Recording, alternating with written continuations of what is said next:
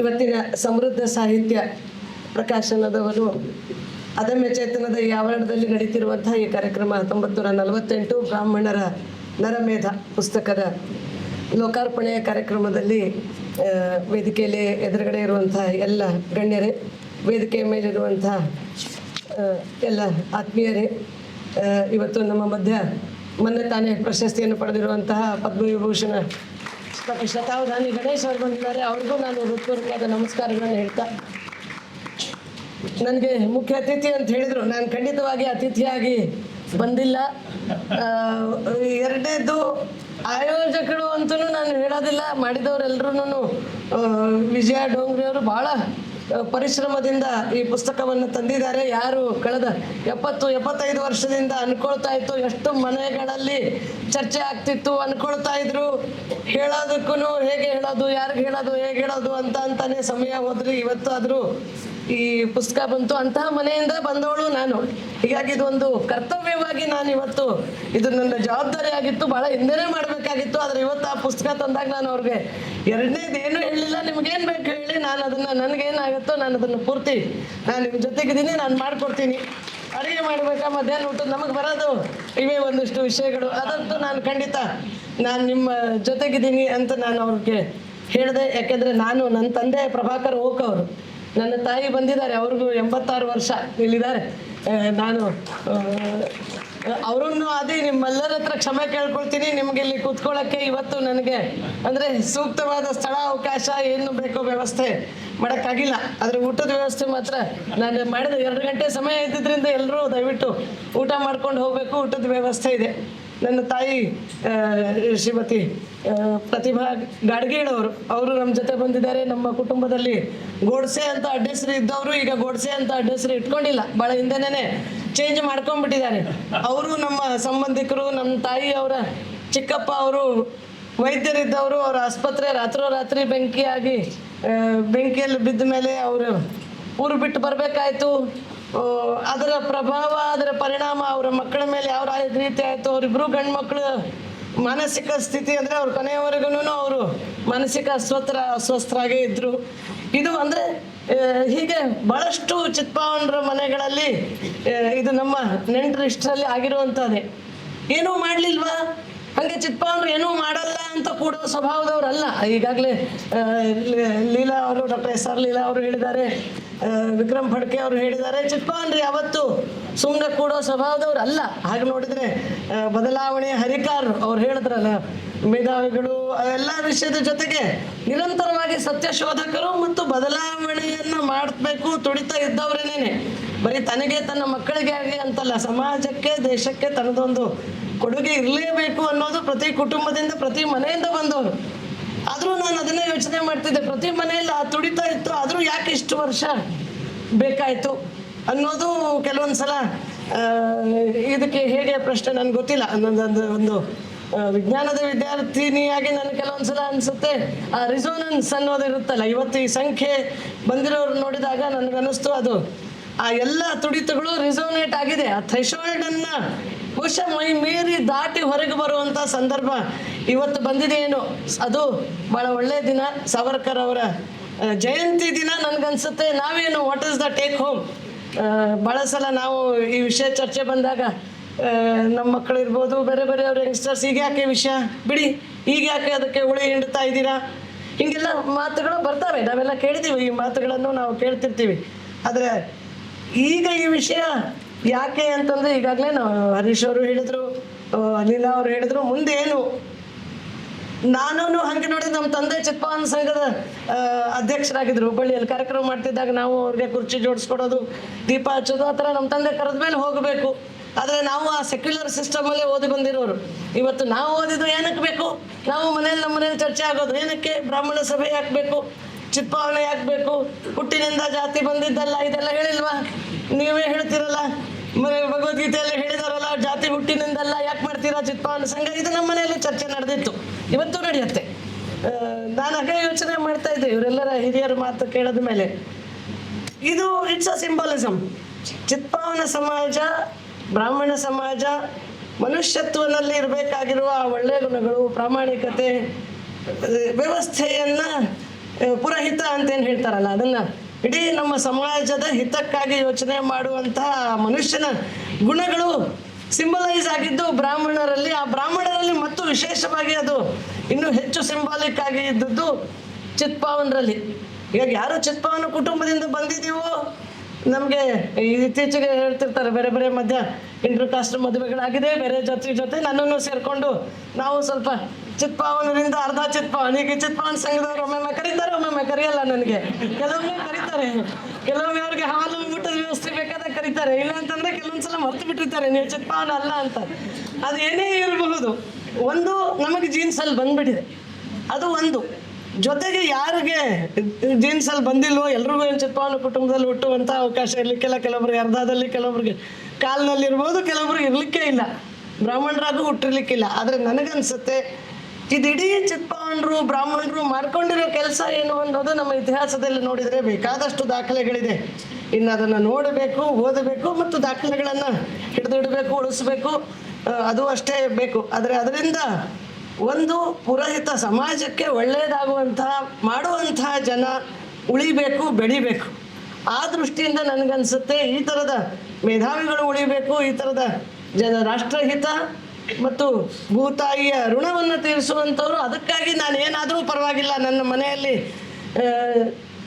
ನನ್ನ ಮನೆ ಬಿದ್ದರೂ ಪರವಾಗಿಲ್ಲ, ನನ್ನ ಮಕ್ಕಳಿಗೆ ತೊಂದರೆ ಆದರೂ ಪರವಾಗಿಲ್ಲ, ನನ್ನ ಹೆಂಡತಿ ಅಥವಾ ನನ್ನ ಗಂಡನಿಗೆ ತೊಂದರೆ ಆದರೂ ಪರವಾಗಿಲ್ಲ, ನಾನು ಮಾಡ್ತೀನಿ ಅನ್ನುವಂಥ ಉದಾಹರಣೆಗಳು ನಮಗೆ ಈ ಕಳೆದ ಶತಮಾನದಲ್ಲೇ ಇದೆ. ಅವ್ರ ಪುಸ್ತಕದಲ್ಲಿ ಬರೆದಿದ್ದಾರೆ, ವಿಜಯ್ ಅವರು ಪುಸ್ತಕದಲ್ಲಿ ಬರೆದಿದ್ದಾರೆ. ಇನ್ನೂ ಎಷ್ಟೋ ಮನೆಗಳಲ್ಲಿ ನಾವು ಎಲ್ಲರದೂ ಕಥೆ ಹೇಳೋಕ್ಕೆ ಬಹುಶಃ ಒಂದು ಪುಸ್ತಕ ಸಾಕಾಗಿಕ್ಕಿಲ್ಲ, ಆದರೆ ಅಂತಹ ಕಥೆಗಳು ಇದೆ. ನನಗನ್ಸುತ್ತೆ ಈ ಪುಸ್ತಕವನ್ನು ನಾವು ಓದಬೇಕು, ಅದನ್ನು ಹೇಳ್ತಾ ಇದು ಮುಂದುವರಿಬೇಕು.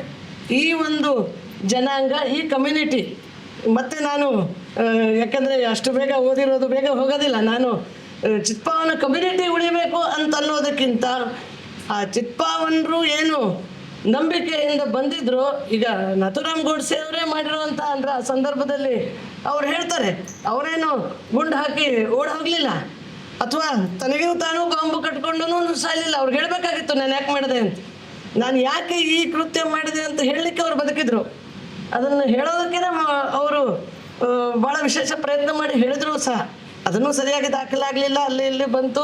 ಅದನ್ನು ನಾವು ದಾಖಲಾಗಲಿಲ್ಲ ಅನ್ನೋದಕ್ಕಿಂತ ದಾಖಲಾಗಿದ್ದ ಕೆಲವೊಂದನ್ನು ಓದೋರು ಎಷ್ಟು ಜನ ಇದ್ದಾರೆ, ಅದ್ರ ಬಗ್ಗೆನೂ ಆ ಓದೋರ ಸಂಖ್ಯೆ ಬೇಕು, ತಿಳ್ಕೊಳ್ಳೋರ ಸಂಖ್ಯೆ ಬೇಕು. ಮತ್ತು ನಾವು ಇನ್ನೂ ಮುಂದೆ ಹೋಗ್ತಾ ಹೋಗ್ತಾ ಈ ಮೇಧಾವಿತನ, ಒಳ್ಳೆತನಗಳನ್ನು ನೋಡೋಕ್ಕಾಗೋದಿಲ್ಲ. ಅಸೂಯೇನೂ ಬೆಳೀತಾನೆ ಇದೆ ಮನುಷ್ಯನ. ಮನುಷ್ಯನಲ್ಲಿರೋ ಈ ದುರ್ಯೋಧನಗಳಿದಾರಲ್ಲ, ಹೀಗಾಗಿ ಅಸೂಯೆಗಳು ಯಾವಾಗ ಬೆಳೆಯುತ್ತೋ ಆವಾಗ ಈ ಥರದ ಮತ್ತೆ ನರಮೇಧಗಳಾಗುವಂತಹ ಸಂಭಾವನೆಗಳು ಖಂಡಿತ ಇದೆ. ಹೀಗಾಗಿ ಅಸೂಯೆನೂ ಆಗದೆ ಇರೋದು ಹೇಗೆ, ಅದನ್ನೂ ಈಗ ನಾವು ನೋಡಬೇಕಾಗಿದೆ. ಎಲ್ಲೋ ಒಂದು ಕಡೆ ಇವತ್ತಿನ ದಿನದಲ್ಲಿ ನಾವು ಕೆಲವೊಮ್ಮೆ ನಮ್ಮ ಮಕ್ಕಳು, ನಾವು ಅಥವಾ ನಮ್ಮ ಇಡೀ ನಾವೇನು ಮಾಡ್ತಿರೋ ಕೆಲಸ ಅದು ಸಮಾಜದಲ್ಲಿ ಜಲ್ಲಾಗಿ ಹೋಗಬೇಕು, ಅದು ಒಂದು ಬೇರೆಯಾಗಿ ಕಾಣಬಾರ್ದು. ಅದು ನನಗೆ ಮಾಡೋಕ್ಕಾಗಲ್ಲ ಅಂತಂದಾಗ ಅವ್ರಿಗೆ ಬಹಳ ಸರಳವಾದ ಉಪಾಯ ಅಂತಂದರೆ ಅವ್ರನ್ನೇ ಪೂರ್ತಿ ಇಲ್ಲ ಮಾಡಿಬಿಡೋದು. ಹೀಗಾಗಿ ನಾವು ಬದುಕಬೇಕಲ್ಲ. ಬಹುಶಃ ನಾವು ಚಿಕ್ಕವರಿದ್ದಾಗೆಲ್ಲ ಹೇಳ್ತಾ ಇದ್ರು, ನೀವು ಬರೀ ಕಥೆಗಳೆಲ್ಲ 47ನೇ ಇಸ್ವಿವರೆಗೆ 48ನೇ ಇಸ್ವಿವರೆಗಿನ ಮಾತ್ರ ಚಿತ್ಪಾವನರ ಸಾಧನೆಗಳನ್ನು ಹೇಳ್ತೀರಾ. ಯಾರು ಬ್ರಿಟಿಷರೇ ಹೆದರಿದಂಥವ್ರು, ಬ್ರಿಟಿಷರು ಅದು ದಾಖಲೆ ಇದೆ. ಬ್ರಿಟಿಷರು ಬರೀತಾರೆ ಇಲ್ಲಿ ಭಾರತದಲ್ಲಿ, ಅದರಲ್ಲೂ ಮಹಾರಾಷ್ಟ್ರದಲ್ಲಿ ಒಂದು ಜನಾಂಗ ಇದ್ದಾರೆ, ಚಿತ್ಪಾವನ ಜನಾಂಗ. ಬೆಕ್ಕಿನ ಕಣ್ಣಿನವರು, ಬೆಳ್ಳಿಗಿರೋರು, ಸಣ್ಣಗೆ ಭಾಳ ಇದೇನಿಲ್ಲ, ಶ್ರೀಮಂತರು ಅಲ್ಲ, ಆದರೆ they are the most dangerous sect, most dangerous community ಅಂಥೇಳಿ ಅವಾಗನೇ ಶಾಲೆಯಲ್ಲಿ ಅವ್ರಿಗೆ ಬ್ರಿಟಿಷರು ಬರೆದಿದ್ದಾರೆ. ಹೀಗಾಗಿ ಆದರೆ ಮುಂದೇನಾಯಿತು, ಯಾಕೆ ಮುಂದೆ 47-48 ನಂತರ ಯಾರ ಹೆಸರು ಹೇಳಿ ಚಿತ್ಪಾವನಲ್ಲಿ ಅಂದರೆ ಇವತ್ತು ರಾಷ್ಟ್ರ ಮಟ್ಟದಲ್ಲಿ ವಿಜ್ಞಾನಿಗಳು ITಯಲ್ಲಿದ್ದಾರೆ. ಈಗ ಅದು ಬಿಟ್ಟರೆ ಇಲ್ಲ, ಹೆಸರೇ ಇಲ್ಲ. ಅಂದರೆ ಇದು ಹತ್ಯೆ ಆಗಿದ್ದು ಅವಾಗ ಆಗಿದ್ದಂತೂ ನರಮೇಧ ಹೌದೇ ಹೌದು, ಆದರೆ ಅವರಲ್ಲಿರುವಂತಹ ಕ್ಷಾತ್ರ ತೇಜವನ್ನೇ ಅದನ್ನು ಪೂರ್ತಿಯಾಗಿ ಹೊಡೆದು ಹಾಕಿದ್ದು ಈ ನರಮೇಧ. ಅಲ್ಲಿ ಎಷ್ಟೋ ಸಾವಿರಾರು ಜನ ಸತ್ತಿದ್ದು ಅದು ಅಂತೂ ನಿಜಾನೇ. ಅವ್ರ ಮೇಲೆ ತೊಂದರೆ ಆಗಿರೋದು, ಅವರ ಬಿಸ್ನೆಸ್ಗಳು ಮುಚ್ಚೋಗಿದ್ದು, ಅದರ ಜೊತೆಗೆ ಅವರಲ್ಲಿರುವಂತಹ ಕ್ಷಾತ್ರ ತೇಜ, ಅವರಲ್ಲಿರುವ ಒಂದು ಧೈರ್ಯ, ಎದುರಿಸಿ ನಾನು ಮುನ್ನುಗ್ಗಿ ಹೋಗುವಂತಹ ಲೀಡರ್ಶಿಪ್ ಕ್ವಾಲಿಟಿಯನ್ನು ಈ ಘಟನೆ ಆ ಸಂದರ್ಭ ಹೊಡೆದು ಹಾಕ್ಬಿಟ್ಟಿದೆಯೇನೋ, ಅದಕ್ಕೆ ಮತ್ತೆ ತಲೆ ಎತ್ತಲಿಕ್ಕೆ ನಮಗೆ ಇಷ್ಟು ದಿನಗಳು ಬೇಕಾಗ್ತಾ ಇದೆ. ಸಾಮಾನ್ಯವಾಗಿ ಅನಂತಕುಮಾರ್ ಅವರು ಯಾವಾಗಲೂ ಚಿತ್ಪ ಅವ್ರ ಜೊತೆಗೆ ಯಾರು ಒಡನಾಡಿದ್ದಾರೆ ಅವ್ರಿಗೆಲ್ಲರೂ ಗೊತ್ತು. ಅನಂತಕುಮಾರ್ ಅವರು ಚಿತ್ಪಾವನರ ಬಗ್ಗೆ ಶುರು ಮಾಡಿದ್ರೆ ಒಂದು 3 ಗಂಟೆ ಮಾತಾಡೋರು. ಅದರಲ್ಲಿ ನಾನು ಮೊದಲು ನಾನು ಜಗಳ ಮಾಡ್ತಿದ್ದೆ. ಅದರ ಮೊದಲಿನ 1 ಗಂಟೆ 1.5 ಗಂಟೆ ಚಿತ್ಪಾವನರು ಹೆಂಗೆ ಹೆಚ್ಚುಕೊಂಡ್ರು, ಹೆಂಗೆ ಅವರು ಇಷ್ಟೇ ಕಡಿಮೆ ಊಟ ಮಾಡಿಸ್ತಾರೆ, ಹಿಂಗೆ ಬೇರೆ ಹಾಸ್ಯ ಹೇಳ್ತಾ ಚಿತ್ಪಾವನರ ಆ ಗುಣಗಳು ಅಂದರೆ ಚಾಫೇಕರ್ ಬಂಧುಗಳು ಇರ್ಬೋದು, ತಿಳಕರು, ಸಾವರ್ಕರ್ ಅವರು, ನಾನಾ ಸಾಹೇಬ್ ಪೇಶ್ವೆಯಿಂದ ಹಿಡ್ಕೊಂಡು ಅವರ ಕೊಡುಗೆ ಏನಿತ್ತು ದೇಶಕ್ಕೆ ಅನ್ನೋದನ್ನು ಅದನ್ನು ಹೇಳೋ ಮೊದಲು ಇದಕ್ಕೊಂದು ಪೀಠಿಕೆ ಮಾಡಬೇಕಲ್ಲ, ಅದನ್ನು ಹೇಳಿ ಅದನ್ನು ಓದಿ ತಿಳ್ಕೊಂಡಿದ್ರು. ಯಾಕಂದರೆ ಇವತ್ತು ನಾವು ನೇರವಾಗಿ ಹೇಳಿದ್ರೆ ಕೇಳುವಂತಹ ಒಂದು ಇದು ಇಲ್ಲ ಜನಕ್ಕೆ, ಅದು ತಡ್ಕೊಳಕ್ಕಾಗಲ್ಲ. ನಮ್ಮ ಹಿರಿಯರು ಮಾಡಿರುವಂಥ ಕೆಲಸವನ್ನು ಅದೆಲ್ಲ ಸುಮ್ಮನೆ ಹೇಳ್ತಾ ಇದ್ದಾರೆ ಅನ್ನೋದರಿಂದ ಹಿಡ್ಕೊಂಡು ಅದನ್ನು ನಂಬೋದಿಲ್ಲ. ಇತಿಹಾಸ ತಿರುಚಿದ್ದು ನಾನು ಭಾಳ ಸಲ ಅಂದ್ಕೊಳ್ತಿರ್ತೀನಿ, ಇತಿಹಾಸ ತಿರುಚಿದ್ದು ಬರೀ ಮೊಘಲರು ಬ್ರಿಟಿಷರು ಅಲ್ಲ, ನಾವು ಇತಿಹಾಸ ಬರೀದೇ ಸುಮ್ಮನೆ ಕೂತ್ವಲ್ಲ, ನಾವು ತಿರುಚಿದಂಗೆನೇ. ನಾವು ಎಷ್ಟೋ ಸತ್ಯ ಸಂಗತಿಗಳನ್ನು ಗೊತ್ತಿದ್ದು ಬರೀಲಿಲ್ಲ ಅಂದರೆ, ಗೊತ್ತಿದ್ದನ್ನು ಹೇಳಲಿಲ್ಲ ಅಂದರೆ, ನಾವು ಯಾರೋ ತಿರುಚಿದ್ದನ್ನು ಬರೀತಾರೆ ಅದನ್ನು ನಾವು ಸುಮ್ಮನೆ ಕೂತ್ಕೊಂಡ್ರು ಒಪ್ಕೊಂಡೇನೆ. ಹೀಗಾಗಿ ನನಗನ್ಸುತ್ತೆ ಇವತ್ತಿನ ಇದು ಆ ಥ್ರೆಶೋಲ್ಡನ್ನು, ಆ ಹೊಸ್ತಲನ್ನು ದಾಟಿ ಇವತ್ತಿಲ್ಲಿ ಬಂದಿರುವಂಥ ಸಂಖ್ಯೆ ನಿಮಗೆ ಸ್ವಲ್ಪ ತೊಂದರೆ ಆಗಿದೆ, ಇವತ್ತು ಅನಾನುಕೂಲ ಆಗಿದೆ, ಬೇಕಾದಷ್ಟು ಅನಾನುಕೂಲ ಆಗಿದೆ. ಆದರೆ ಅನುಕೂಲಗಳಿದ್ದರೆ ಬದಲಾವಣೆ ಆಗಲ್ಲ. ಯಾವ ಚಿತ್ಪಾವನ ಮನೆಯಲ್ಲಿ ಯಾವ ಅನುಕೂಲಗಳು ಸಿಗಲ್ಲ. ಇವತ್ತು ದುಡ್ಡಿದ್ರೂ ಇರಲ್ಲ. ಇವತ್ತು ನಾನು ನೋಡಿದ್ದೀನಿ, ದುಡ್ಡಿದ್ರೂ ಭಾಳ ಅನುಕೂಲದ ಹಿಂದೆ ಹೋದವರಲ್ಲ. ಇರೋ ದುಡ್ಡನ್ನು ಈ ಥರದ ಏನಾದರೂ ಕೆಲಸಕ್ಕೆ, ಪುಸ್ತಕಕ್ಕೆ ಅಥವಾ ಕಾರ್ಯಕ್ರಮಕ್ಕೆ ಜನರಿಗೆ ತಲುಪಿಸೋದಕ್ಕೆ ಹೇಗೆ ಅನ್ನೋದೇ ಯೋಚನೆ ಮಾಡುವಂಥವ್ರು. ಹೀಗಾಗಿ ನನಗನ್ಸುತ್ತೆ ಇವತ್ತಿನ ಕಾರ್ಯಕ್ರಮ ನನಗೆ ಒಂದು ಕಡೆ ಭಾಳ ಮುಜುಗರ ಆಗ್ತಾ ಇತ್ತು, ಏನಪ್ಪ ಇಷ್ಟೊಂದು ಅನಾನುಕೂಲ. ಆದರೆ ಇನ್ನೊಂದು ಕಡೆ ಅನ್ನಿಸ್ತು, ಇಷ್ಟು ಜನ ಸಂಖ್ಯೆ ಬಂದಿದ್ದಾರಲ್ಲ ಈ ವಿಷಯಕ್ಕೆ. ಯಾಕಂದರೆ ವಿಜಯ ಭಟ್ ಅವರು ಪಾಪ ಅವರು ಮನೆಯಿಂದ ಒಂದು ಜನಕ್ಕೆ ಹೇಳಿರ್ಬೋದು, ಭಾಳ ಏನು ನಾವು ದೊಡ್ಡ ಬ್ಯಾನರ್ ಹಾಕಿ ಪ್ರಚಾರ ಮಾಡಿ ಅಷ್ಟೆಲ್ಲ ಮಾಡಿದ್ರೂ ಜನ ಸೇರಲ್ಲ ಇವತ್ತು ಕಾರ್ಯಕ್ರಮಗಳಿಗೆ. ಪುಸ್ತಕ ಬಿಡುಗಡೆಗಂತೂ ಜನ ಭಾಳ ಕಡಿಮೆ. ಆದರೆ ಇವತ್ತು ತಾವು ಬಂದಿರುವಂತಹದ್ದು ಅದು ಬಕ್ರೀದ್ ದಿನ ಇಷ್ಟು ದೊಡ್ಡ ಕಾರ್ಯಕ್ರಮ ಅಂತೇಳಿ ರಿಜಿಸ್ಟರ್ ಹೇಳಿದ್ದಿರ್ಬೋದು. ನನಗನ್ಸುತ್ತೆ ಒಂದು ಹೊಸ ಬದಲಾವಣೆಗೆ ಇದು ಒಂದು ನಾಂದಿ. ಈ ಪುಸ್ತಕ ಹೊಸ ಬದಲಾವಣೆಗೆ ನಾಂದಿ. ಮತ್ತೆ ಆ ಸತ್ಯ ಶೋಧದ ಪ್ರಯತ್ನಗಳು, ಅದನ್ನು ಮಾಡುವಂಥವರನ್ನು ನಾವು ಅದರಲ್ಲಿ ಒಂದು ಭಾಗಿಯಾಗಿ ನಿಜವಾದ ಬ್ರಾಹ್ಮಣತ್ವ ಏನು, ನಿಜವಾದ ಚಿತ್ಪಾವನ ಅಂದರೆ ಏನು, ನಾವು ಏನನ್ನು ಮಾಡೋಕ್ಕೆ ಹೊರಟಿದ್ದೀವಿ, ಆ ಪುರೋಹಿತ ಅನ್ನುವಂಥ ನಮಗೇನು ಆ ಪದ ಸಿಕ್ಕಿದೆಯೋ ಅದನ್ನು ನಾವು ಉಳಿಸ್ಕೊಳ್ಳೋದು ಹೇಗೆ, ಮತ್ತು ಮಾಡೋದಕ್ಕೆ ನಮಗೆ ಆ ಒಂದು ಜೀನ್ಸ್ನಲ್ಲೂ ಬಂದಿದೆ. ನಮ್ಮ ನೆಂಟರಿಷ್ಟರಿದ್ದಾರೆ, ಸ್ನೇಹಿತರಿದ್ದಾರೆ, ಎಲ್ಲರೂ ಸೇರಿ ಮಾಡಿದಾಗ ಮಾತ್ರ. ಯಾಕಂದರೆ ಆ ಕಡೆ ಏನು ಸಾಮಾನ್ಯರೇನಿಲ್ಲ, ನಮ್ಮ ವಿರುದ್ಧ ನಿಂತಿರೋರು ಸಾಮಾನ್ಯರೇನಿಲ್ಲ, ಅವರೆಲ್ಲ ಪದವಿಯಲ್ಲಿದ್ದಾರೆ. ನಾವು ಯಾವ ಪದವಿನೂ ಬೇಡ ಅಂತ ಅಂದ್ಕೊಂಡು ಹೋಗೋರು, ಪದವಿ ಮುಖ್ಯ ಅಲ್ಲ ಅಂತಲೇ ನಮಗೆ ಮೊದಲಿಂದ ಹೇಳಿಕೊಟ್ಟಿದ್ದು. ಪ್ರಚಾರ ಮುಖ್ಯ ಅಲ್ಲ, ಪದವಿ ಮುಖ್ಯ ಅಲ್ಲ, ಹೀಗೆಲ್ಲ ಹೇಳಿಕೊಟ್ರು. ಆ ಸ್ವಭಾವಗಳನ್ನು ತೆಗೆದುಕೊಂಡಿದ್ದವರು ಇವತ್ತು ಇನ್ನೊಂದು ಕಡೆ ಇರೋರ ವಿರುದ್ಧ ಅನ್ನೋದು, ಆ ಗುಣದ ವಿರುದ್ಧ ನಾವು ಹೇಗೆ ಎದ್ದು ನಿಲ್ತೀವಿ. ಮತ್ತು ಸತ್ಯಮೇವ ಜಯತೆ ಅಂತ ನೀವೇನು ಹೇಳಿದ್ರು, ಅದು ನಮ್ಮ ಕಣ್ಣು ಮುಂದೆನೇ ಹ್ಯಾಚದೇಹಿ ಹ್ಯಾಚಡೋಳಿ ಅಂಥೇಳಿ ಒಂದು ಮರಾಠಿ ಇದಿದೆ. ಅಂದರೆ ನನ್ನ ಈ ಕಣ್ಣಿನಿಂದ, ನನ್ನ ಈ ದೇಹದಿಂದನೇ ನಾನು ನೋಡುವಂಗಾಗಲಿ ಅನ್ನುವಂಥ ಒಂದು ಆಶಾಭಾವನೆ ನನಗೆ ಈ ಕಾರ್ಯಕ್ರಮದ ಮುಖಾಂತರ ಆಗಿದೆ ಅಂತ ಹೇಳ್ತಾ ನನ್ನ ಮಾತನ್ನು